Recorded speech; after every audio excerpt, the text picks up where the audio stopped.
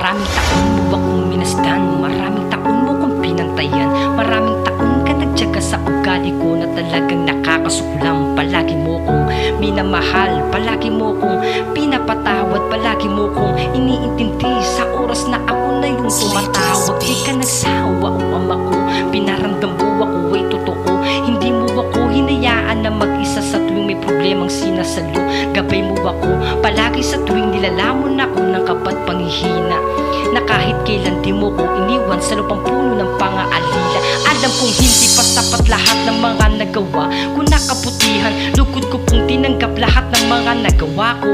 Nakamalian sa'yo ko po isinusuko yung mga mali ko na desisyon, sapagkat kayo lang ang luluna sa kaluluwa ko na nakakulong. Nang dahil sa'yo ako ay nagbago, natuto na akong magsimba at lagi bukang bibig palagi ay maraming salamat sa'yo aking ama. Patawad palagi ang aking hiling sa mga oras na nagkakasala. Alam kong hinubog niyo po ako sa panahon na kailangan ko ng kalinga. Kayo po ang nasandalan, nadantayan at binantayan. Walang hubog niyo po akong sinundan sa problema na aking pasan-pasan. Lahat ng yun ay walang kapalit. Pagpapala niyo po ay sobra-sobra, mananatili po ako na iyo.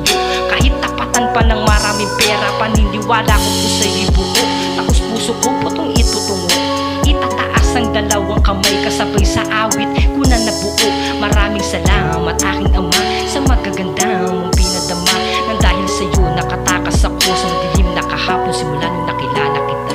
Lumipas man ang mahabang panahon, pananalig ko sa iyo'y itutuon, na kahit pait pa ng buhay danasin, handa ko pa rin ibigay atensyon ko sa iyo'y palagi kong tatandaan. Pangaral na iniwan mo sa aklat ng kaligtasan para sa sanlibutan at pagmamahal na walang hangganan. Patawarin bigyan ng pagkakataon ang mga nagkakasala ngayon. Alam ko kayo ang gamot sa karamdaman nilang hindi malaman ng solusyon. Haplusin niyo kami ng banal na palad, Ama, sa inyo po kami tumatawag. Hiling po namin yung mahigpit na yakap, pangakong hindi bibitaw sa paghawak. Aming kamay ay handa yung hawakan kahit marumi at puro kasalan. Maraming taon na rin po ang lumipas, pagbabakal nyo di pa rin kumukupas. Alam kong marami pa rin mga taong ligaw, di alam kung saan natutungo. Sinamantala ang inyong kahinaan, tila di inisip ang iyong kaputihan. Pag nagkakasala kayo ang takbuhan, nakakaalala kapag may kailangan, kapag siya kailangan. Paliwala lang, ito yung masakit na katotohanan ng tao ay may iba't ibang isipan, hindi kontrolado